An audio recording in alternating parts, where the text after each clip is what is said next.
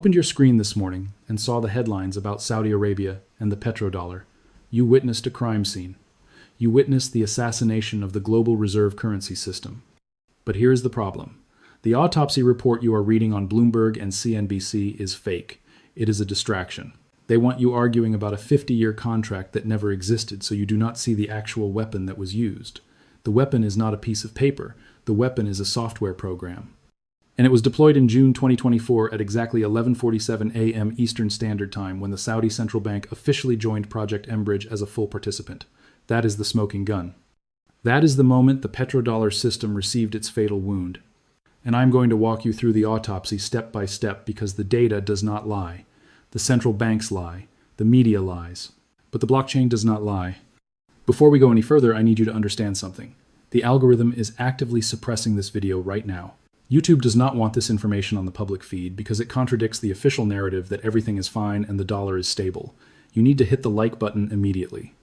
Not because I'm asking nicely, not because you enjoyed the intro, but because that is the only way to force this data into the recommended feed where people who are not subscribed can see it. The like button is not a compliment. It is a signal booster. It is a weapon against censorship. So if you believe the petrodollar system is collapsing in real time and the mainstream media is lying about it, you need to boost the signal right now. That is your job. I will provide the data. You provide the engagement. Let's go. Do you have cavities or holes in your teeth? Bad breath or yellow teeth? Don't pull your teeth out. Amylane Tooth Armor contains hydroxyapatite, a natural component of tooth enamel. It helps fill cracks and small holes, repair damaged enamel, and restore your teeth's strength and shine. It's fluoride-free, dentist-developed, and specially designed for people with cavities and sensitive teeth. Safe, gentle, and effective. If you often have toothaches, can't sleep at night, or notice holes in your teeth, this is exactly what you need. Use it morning and night to keep your mouth fresh and your teeth healthier. Don't pull out any of your teeth. No matter how good dentures are, they can never replace your natural teeth. If you have cavities, loose teeth, receding gums, or bad breath, I suggest you try this tooth protector with nano-hydroxyapatite. It contains hydroxyapatite, the main component of our enamel, which helps fight cavities and promotes tooth remineralization. I've tried it myself. It truly reversed my cavities and strengthened my teeth. So, throw away your fluoride toothpaste and switch to this one. I lost 4 teeth because my enamel was so weak, and now I've got these massive gaps in the bottom jaw where my molars should be. So when I find something that helps me feel like I'm actually taking care of my teeth again, I don't gatekeep it. These dental tooth armor drops are made with nano-hydroxyapatite, which is a natural material that actually makes up our tooth enamel. It's been known to fill cracks and holes within the... Let's talk about what everyone got wrong. For the past 2 weeks, social media has been flooded with posts claiming that a 50-year petrodollar agreement between the United States and Saudi Arabia expired on June 9, 2024. The posts claim that Nixon signed a secret deal in 1974 that forced Saudi Arabia to only accept US dollars for oil, and that deal just expired. Here is the problem. That contract does not exist. I have gone through the diplomatic archives. I have read the Joint Commission agreements from 1974. There is no 50-year expiration clause. What happened in 1974 was a series of agreements related to economic cooperation and military support. Saudi Arabia agreed to recycle oil profits into U.S. Treasury bonds. That was the deal. But there was no contract that said, quote, "We will only accept dollars for 50 years and then we are free." That is a myth. That is a distraction. And the reason I am telling you this is not to defend the establishment. The reason I am telling you this is because the real threat is 10 times worse than a contract expiration. The real threat is technological. The real threat is that Saudi Arabia does not need to wait for a contract to expire because they have built a parallel payment system that makes the dollar optional in real time. That system is called Enbridge, and it went live in June 2024. Let me explain exactly what Enbridge is because this is the part that Bloomberg will not tell you. Project Enbridge is a multi-central bank digital currency platform. It was developed by the Bank for International Settlements, which is the central bank of central banks, in collaboration with the central banks of China, Thailand, Hong Kong, and the United Arab Emirates. The project started in 2021. It ran pilot tests for 3 years, and in June 2024, it moved to the minimum viable product stage, which means it is live. It is operational. It is processing real transactions. And on June 5th, 2024, 4 days before the fake petrodollar expiration date that everyone was talking about, the Saudi Central Bank, also known as SAMA, officially joined Enbridge as a full participant. Not as an observer, not as a pilot tester, as a full participant. That means Saudi Arabia now has the technical infrastructure to sell oil to China and receive payment instantly in digital yuan without touching the US dollar, without touching the SWIFT system, without asking for permission from the Federal Reserve or the US Treasury. That is the smoking gun. That is the moment the monopoly ended. Now, let me explain the mechanics of how this works, because this is critical. Under the old petrodollar system, if China wanted to buy oil from Saudi Arabia, the transaction had to flow through the dollar. China would convert yuan into dollars. They would send those dollars through the SWIFT messaging system to a correspondent bank in the United States. That bank would verify the transaction. Then the dollars would be wired to Saudi Arabia. The entire process took days. It required dollar liquidity. It required US banking infrastructure. And it gave the United States the ability to monitor and control every transaction. That is why the dollar is the global reserve currency. Not because it is backed by gold, not because the US economy is the strongest, but because the energy trade, which is the largest commodity market in the world, was denominated in dollars. That created structural demand for dollars. Every country needed dollar reserves to buy energy. That demand allowed the Federal Reserve to print trillions of dollars without causing immediate hyperinflation, because those dollars were absorbed by global trade. That is the exorbitant privilege. That is the system that is now dying. Here is how Enbridge changes everything.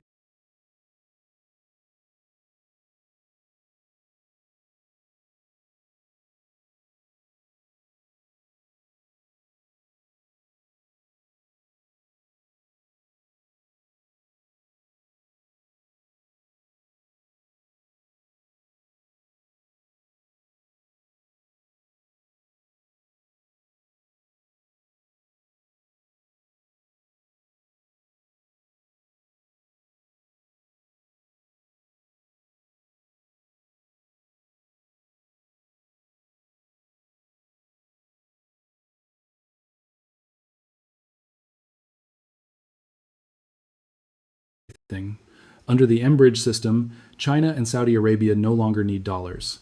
The transaction happens on a distributed ledger. The Saudi central bank has a node. The Chinese central bank has a node. When China wants to buy oil, they initiate a payment in digital yuan on the Enbridge platform. The payment is validated by the network in real time. The digital yuan is converted into digital rial or kept as yuan depending on the settlement agreement, and the oil is delivered. The entire transaction takes seconds. There is no SWIFT message. There is no correspondent bank. There is no dollar exposure. The United States is completely cut out of the transaction. And here's the terrifying part. This is not theoretical. This is not a pilot program anymore. This is operational. The BIS announced in June 2024 that Enbridge had processed its first live cross-border payments. The Saudi central bank confirmed its participation. The infrastructure is live. The rails are built. The only question now is velocity. How fast will the energy trade migrate from the dollar system to the Enbridge system? And that is where the mathematics get apocalyptic. Let me show you the numbers, because this is the part that should keep you awake at night. The global energy market is approximately $7 trillion per year. That includes crude oil, natural gas, refined products, and liquefied natural gas. $7 trillion. Now, not all of that trade is between China and Saudi Arabia. But let's be conservative.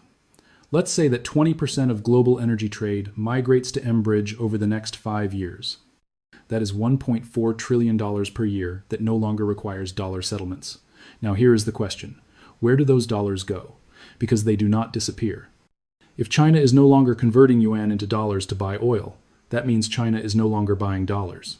That means there is less demand for dollars. That means the dollar price should fall. But it gets worse. Because the dollars that are currently circulating in the global energy trade, the dollars that are sitting in reserve accounts at central banks and sovereign wealth funds, those dollars are now excess. They are no longer needed for trade, so what happens to them? They get sold. They get converted back into local currencies. They get spent on goods and services. Give yourself 2026 to master the Bible like pastors do. If you want to study the Bible like a pastor, Trillions of dollars that were previously locked up in the trade system suddenly flood back into circulation. That is called a velocity shock. That is when the money supply that was dormant becomes active. And that is when you get inflation. Not 3% inflation, not 5% inflation, double-digit inflation, because the money supply did not change, but the velocity changed. The dollars are moving faster. They are chasing the same amount of goods, and prices explode. Let me give you a historical example so you understand how this works. In the 1,970 seconds after Nixon closed the gold window in 1971, the U.S. made a deal with Saudi Arabia to recycle petrodollars into U.S. treasuries. That deal created artificial demand for dollars and treasuries. It kept interest rates lower than they should have been. It allowed the U.S. to run deficits without immediate consequences. But when that system cracks, when the recycling mechanism breaks, you get the inflation of the late 1,970 seconds. You get Paul Volcker raising interest rates to 20% to defend the currency. You get a decade of economic stagnation. And that was just a crack in the system. That was not a full collapse. What we are looking at now is not a crack. It is a parallel system that makes the dollar optional. That is exponentially worse. Because in the 1,970 seconds, there was no alternative. Countries were angry about Nixon closing the gold window, but they had no choice but to keep using dollars because there was no other settlement system. Now there is. It is called M-Bridge, and it is operational. Now I need to show you the confession because this is the part that proves the Saudis are not bluffing. In January 2023, Saudi Finance Minister Mohammed Al-Jadaan gave an interview at the World Economic Forum in Davos. He was asked directly about the petrodollar system, and here is what he said, quote, "There are no issues with discussing how we settle our trade arrangements, whether it is in the US dollar, whether it is the euro, whether it is the Saudi riyal." End quote. Now that might sound like diplomatic language. That might sound like he is just being polite and keeping options open. But let me translate that for you. What he just said is that the dollar monopoly is over. Because for 50 years, that question was not even on the table.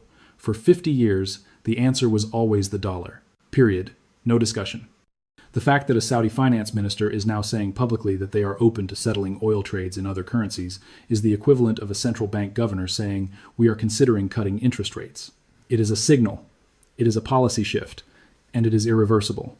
But the confession does not stop there. In December 2022, Saudi Arabia and China signed a currency swap agreement worth 50 billion yuan. That is approximately 6.9 billion US dollars. Now, the mainstream media reported this as a small technical agreement to facilitate trade. But that is not what a currency swap is. A currency swap is plumbing. It is infrastructure. It is the foundation for large-scale trade settlement in local currencies. Here's how it works. Under the swap agreement, the Saudi central bank can exchange riyals for yuan directly with the People's Bank of China without going through the dollar. That means if a Chinese company wants to buy oil from Saudi Arabia and pay in yuan, the Saudis can accept yuan and immediately swap it for riyals if they want, or they can hold the yuan. Or they can use the yuan to buy Chinese goods. The point is that the dollar is no longer required. The swap line is the bridge. It is the financial infrastructure that makes non-dollar settlements possible. And 50 billion yuan is not a small pilot program. That is enough liquidity to settle billions of dollars worth of oil transactions. The plumbing is built. The pipes are connected. The only question is when they turn on the valve. Now I need you to stop and think about what this means for the Federal Reserve, because this is the part that no one is talking about. The Federal Reserve's power is based on the dollar's role as the global reserve currency. That role is based on the fact that energy, the most important commodity in the world, is priced in dollars. If energy is no longer priced in dollars, if the largest oil exporter in the world is now settling trades in yuan and riyals, then the structural demand for dollars collapses. And when the structural demand collapses, the Federal Reserve loses its ability to print money without consequences. Because up until now, the Fed could print trillions of dollars and export the inflation to the rest of the world. Other countries needed dollars for trade, so they absorbed the new supply. That kept domestic inflation under control. But if other countries no longer need dollars for trade, then the new supply stays in the United States. And that is when you get the Weimar scenario. That is when you get the velocity shock I described earlier. That is when the money supply that was sitting offshore comes flooding back into the domestic economy and prices go parabolic. Let me give you another historical example to show you how fast this can happen. In 1944, the US and Britain created the Bretton Woods system. Under that system, the dollar was backed by gold, and other currencies were pegged to the dollar. That system gave the dollar its reserve currency status. It lasted 27 years. In 1971, Nixon closed the gold window because the U.S. was printing more dollars than it had gold to back them. That was a unilateral decision. The U.S. broke the rules of the system. But here is the key point. After Nixon closed the gold window, the dollar did not immediately collapse. It took almost a decade for the inflation to show up. It took until 1979 and 1980 for the crisis to hit. Why? Because the petrodollar system was created in 1974 to replace the gold backing. The U.S. made a deal with Saudi Arabia. Didi, you send me money for my Sherwani. Remitly helps you be there even when you can't.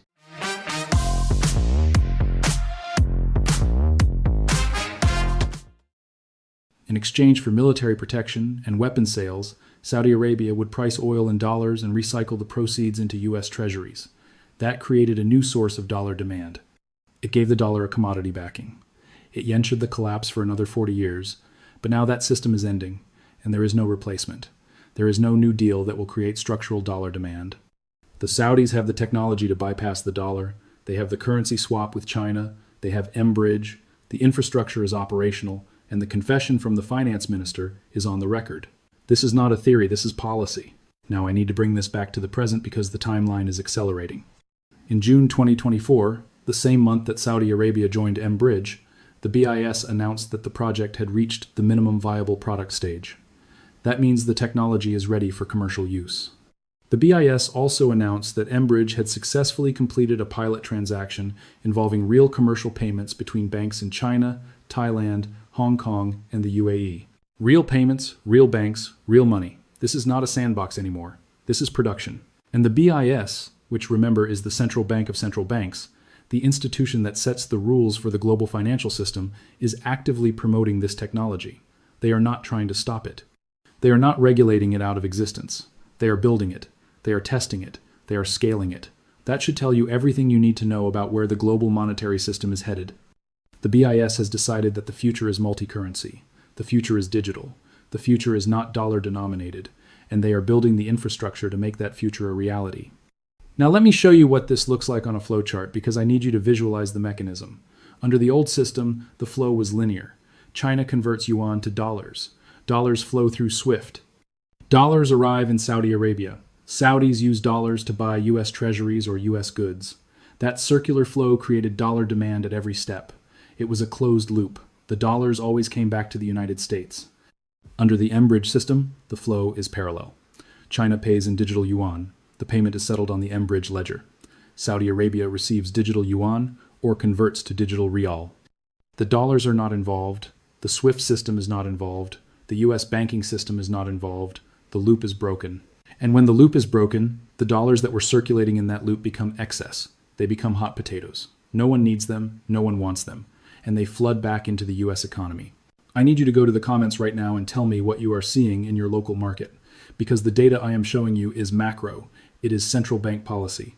It is blockchain transactions. But I need field intelligence. I need you to tell me, are you seeing inflation in your grocery bill? Are you seeing shortages? Are you seeing price increases that do not make sense based on the official CPI data? Because if the dollar is losing its reserve status, if the petrodollar system is collapsing in real time, the first place you will see it is in the velocity of money. You will see it in prices moving faster than the money supply suggests they should. You will see it in imported goods becoming more expensive because the dollar is worth less overseas. You will see it in energy prices spiking even when production is stable. So go to the comments. Tell me what you are seeing. Give me the street price. Give me the premium. Be my eyes on the ground because the Bureau of Labor Statistics is lying and the Federal Reserve is lying, and the only way we get the truth is if we crowdsource the data. Let's go. Now let me connect this to the repo market because this is where the systemic risk lives. The repo market is the plumbing of the financial system. It is where banks and institutions borrow cash overnight using treasuries as collateral. The size of the U.S. repo market is approximately $4 trillion per day.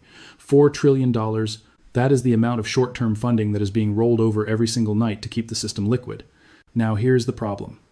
A huge portion of that repo activity is driven by foreign banks and foreign institutions that need dollar liquidity to settle international trades. If the international trade system is moving away from the dollar, if energy transactions are being settled in yuan and rials instead of dollars, then the demand for overnight dollar liquidity decreases. That means less activity in the repo market, that means less collateral demand for U.S. treasuries, and that means treasury prices fall and yields spike. We are already seeing this. In September 2023, the 10-year Treasury yield hit 5% for the first time since 2007. The mainstream explanation was that the Fed was hiking rates to fight inflation. But that does not explain why yields kept rising even after the Fed paused hikes in July 2023. The real explanation is that foreign demand for treasuries is collapsing because foreign central banks do not need as many dollar reserves. They are diversifying, they are buying gold, they are building currency swaps, they are joining M-Bridge.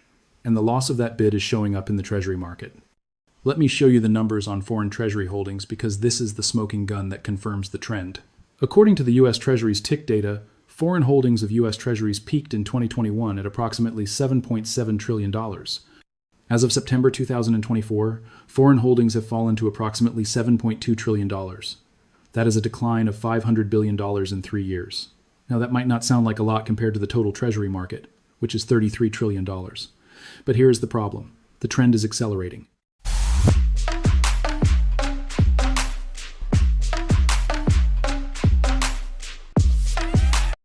In 2023 alone, foreign holdings fell by $200 billion, and the biggest sellers are the countries that matter most for the petrodollar system. China has reduced its treasury holdings from over $1 trillion in 2021 to approximately $770 billion in 2024. That is a decline of over 23%.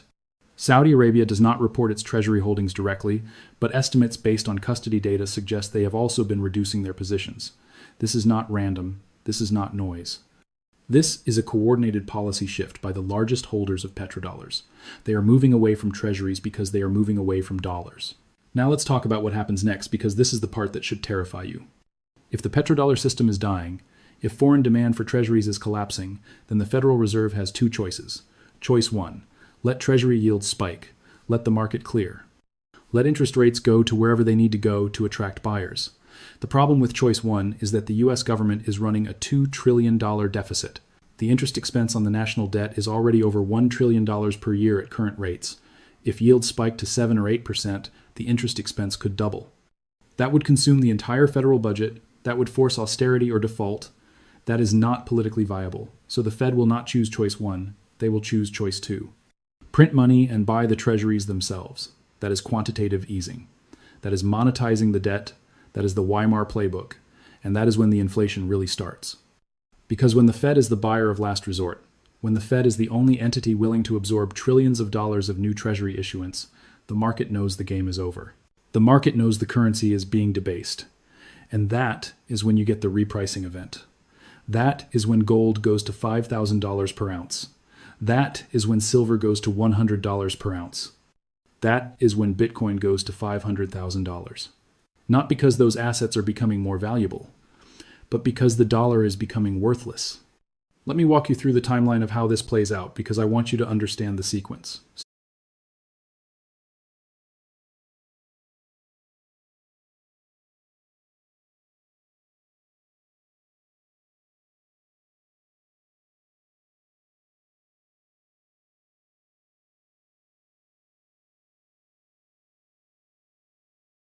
Stage 1 is denial.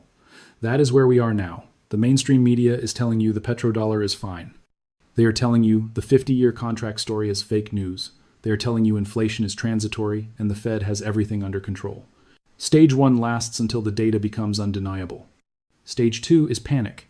That is when treasury yields spike. That is when the repo market freezes. That is when foreign central banks openly announce they are reducing dollar reserves. Stage 2 lasts until the Fed intervenes. Stage 3 is intervention. That is when the Fed announces a new round of QE. That is when they start buying treasuries again. That is when they expand the balance sheet. Stage 3 creates a temporary calm in the markets. Yields stabilize. Stocks rally. Everyone thinks the crisis is over, but stage 3 is a trap. Because the new money that the Fed is printing has to go somewhere. And if the global trade system is not absorbing it, if foreign central banks are not buying treasuries, then the money stays in the domestic economy. Stage 4 is the reckoning. That is when the inflation shows up in the CPI. That is when gas prices double. That is when food prices double. That is when the middle class realizes their savings are being destroyed. And stage 4 is irreversible. Because once inflation expectations become unanchored, once people realize the currency is being debased, they act accordingly. They spend money as fast as they get it. They buy hard assets. They hoard goods. And that accelerates the velocity. That creates the feedback loop. That is the hyperinflation spiral. Now I need to show you the China angle, because this is the geopolitical masterpiece that no one is talking about. China has been preparing for this moment for over a decade. In 2013, Xi Jinping announced the Belt and Road Initiative. The mainstream media described it as an infrastructure program. They said China was building roads and ports in developing countries to expand trade. That was true. But it was not the whole story. The Belt and Road Initiative was also a currency strategy. Every port that China built, every railway that China financed, created a bilateral trade relationship that could be settled in yuan. China was building the physical infrastructure for a non-dollar trade network. Believe it or not, I will draw the person you will marry. One of my clients asked for a refund. She thought the man I sketched looked like her neighbor, but it turned out he was... Worked. Today, China is the largest trading partner for over 120 countries. That gives China leverage. That gives China the ability to say to those countries, let's settle our trade in yuan instead of dollars. And when China combines that leverage with the technology of mBridge, when they can offer instant settlement and lower transaction costs, the dollar loses its competitive advantage. The dollar is no longer the most efficient settlement currency. It is just the incumbent, and incumbents always lose when the technology changes. Let me give you one more example to drive this home. In 2023, China brokered a peace deal between Saudi Arabia and Iran. That was the diplomatic earthquake that no one saw coming. Saudi Arabia and Iran had been enemies for decades. They had fought proxy wars in Yemen and Syria. They had severed diplomatic relations in 2016. And then in March 2023, China brought them to Beijing and negotiated a reconciliation. Now, the mainstream media reported this as a foreign policy win for China. They said China was expanding its influence in the Middle East. That was true. But there was a deeper layer. The Saudi-Iran deal was also an economic deal. Because if Saudi Arabia and Iran are no longer enemies, if they are coordinating policy, then they can coordinate energy policy. They can coordinate pricing. They can coordinate currency settlement. And guess who benefits from that coordination? China. Because China is the largest importer of oil from both countries. If Saudi Arabia and Iran both agree to accept yuan for oil, if they both join mBridge, then China can buy energy from the entire Persian Gulf without touching dollars. That is the endgame. That is the geopolitical realignment that the petrodollar system cannot survive. Now I need to talk about gold, because this is the part that connects all the dots. While the Saudis are building mBridge and signing currency swaps with China, they are also buying gold. Lots of gold. According to the World Gold Council, central banks purchased over 1,000 tons of gold in 2023. That was the second highest annual total on record. And the buying has continued in 2024. The largest buyers are China, Russia, India, and the Middle Eastern central banks, including Saudi Arabia and the UAE. Now, why are they buying gold? The official explanation is that they are diversifying their reserves. They are reducing dollar exposure. That is true. But there is a deeper strategy. Gold is the only asset that is universally accepted as a store of value. It is the only asset that does not depend on any single government or central bank. If you are building a new monetary system, if you are trying to move away from the dollar, you need a neutral reserve asset. You need something that everyone trusts, and that asset is gold. The central banks are not buying gold because they think the price is going up. They are buying gold because they are preparing for a world where the dollar is no longer the dominant reserve currency. They are buying gold because gold is the bridge between the old system and the new system. And when the transition accelerates, when the petrodollar system finally breaks, gold is going to reprice higher, much higher, because the central banks are going to need a lot more of it to back the new currencies. Let me show you what this means for your portfolio, because this is the part that matters to you personally. If the petrodollar system is collapsing, if the dollar is losing its reserve status, then you need to own assets that are not denominated in dollars. That means physical gold. That means physical silver. That means Bitcoin. That means real estate. That means productive businesses. You do not want to be holding cash. You do not want to be holding bonds, because those are claims on dollars. And if the dollar is being debased, if the velocity is accelerating, then those claims are losing value in real time. The wealth transfer that is happening right now is from paper assets to hard assets. It is from financial claims to physical goods. And if you are not positioned for that transfer, if you are sitting in a 60-40 portfolio of stocks and bonds, you are going to get destroyed. Not because the stock market crashes, but because the purchasing power of your returns evaporates. You could see a 20% gain in your stock portfolio and still lose money in real terms if inflation is running at 25%. That is the hidden tax. That is the theft that happens through currency debasement. And the only way to protect yourself is to own things that cannot be printed. Now, before I wrap this up, I need to address the elephant in the room. Some of you are thinking, if this is true, why is the dollar still strong? Why is the dollar index at 105? Why are treasury yields only at 4.5% and not 10%? Here is the answer: lag time. The petrodollar system is not going to collapse overnight. It is going to collapse over years. The infrastructure is being built, the currency swaps are being signed, the mBridge platform is being scaled, but the volume of trade that is moving away from dollars is still small compared to the total. It might be 5% of global energy trade today, but it will be 10% next year, and 20% the year after. And at some point, probably around 25 to 30%, you hit the tipping point. That is when the market wakes up. That is when the dollar index collapses. That is when yields spike. That is when the panic starts. And by the time the mainstream media is reporting on it, by the time Bloomberg and CNBC are running special reports on the death of the petrodollar, it will be too late. The smart money will have already moved. The central banks will have already repositioned. The only people left holding the bag will be the retail investors who believe the denial. Do not be that person. If you are sleeping in a position like this, you are wrecking your body and your breathing. Obstructive sleep apnea happens when your upper airway repeatedly becomes blocked during sleep, reducing the oxygen intake needed to restore cognitive function and recovery. While it may only result in loud snoring, the hidden dangers are far greater than you think. Over 10 million people in Britain suffer from sleep apnea, but only 20% know it, and even fewer do something about it. Meanwhile, they end up suffering stress, hormonal imbalance, and an Let me give you the final piece of evidence, and then I will tell you what to do. In October 2024, the BIS released a report on Project Enbridge. The report stated that the platform had successfully processed over $22 million worth of real commercial transactions during the pilot phase. Now, $22 million is nothing compared to the trillions of dollars that flow through SWIFT every day. But that is not the point. The point is that the technology works. The point is that the transactions were successful. The point is that the infrastructure is operational. And the BIS specifically stated in the report that the next phase is to scale the platform, to onboard more central banks, to increase transaction volume, to make Enbridge the global standard for cross-border payments. That is a direct quote from the BIS. They are not hiding this. They are not being subtle. They are openly stating that the future of global payments is not dollar-based. It is multi-currency. It is digital. It is decentralized. And it is happening right now. Here's what you need to do. First, you need to understand that the system is changing. The petrodollar monopoly is over. The dollar will still be important. It will still be a reserve currency. But it will not be the only reserve currency. And that means the structural demand for dollars is going to fall.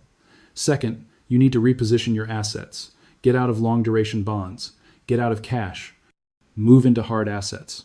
Buy gold. Buy silver. Buy Bitcoin if you understand the technology. Buy real estate if you can afford it. Own things that cannot be printed. Third, you need to stay informed. The mainstream media is not going to tell you when the crisis hits. They are going to deny it until the last possible moment.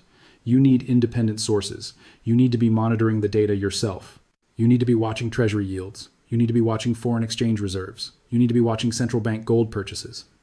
And fourth, you need to be subscribed to this channel with notifications on, because I do not know how long this platform allows me to keep putting out this information. I do not know how long before they decide that this content is too dangerous, that it is causing panic, that it needs to be suppressed. The algorithm is already throttling this video. The view count is already being manipulated. So if you want to get the alert before the banks close the doors, if you want to get the warning before the currency crisis hits, you need to subscribe right now.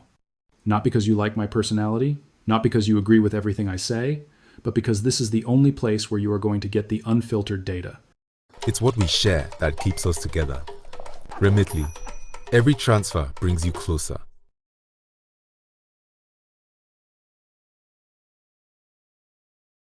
The news has already shifted to other topics. Maduro is in New York. The military strikes are finished. The official statement